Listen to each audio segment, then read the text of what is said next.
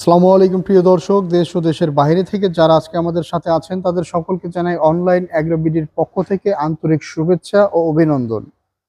আজকে আপনাদের মাঝে আমি যে মেশিনগুলো নিয়ে কথা বলবো, অলরেডি স্ক্রিনে আপনারা সেই মেশিনগুলো দেখতে পাচ্ছেন। তো এই মেশিনারি ডিটেলস সম্পর্কে আপনাদের সেই ভাইটি বুঝিয়ে দিবেন, তার সাথে পরিচিত। আসসালামু আলাইকুম ভাই। ওয়ালাইকুম আসসালাম ভাই।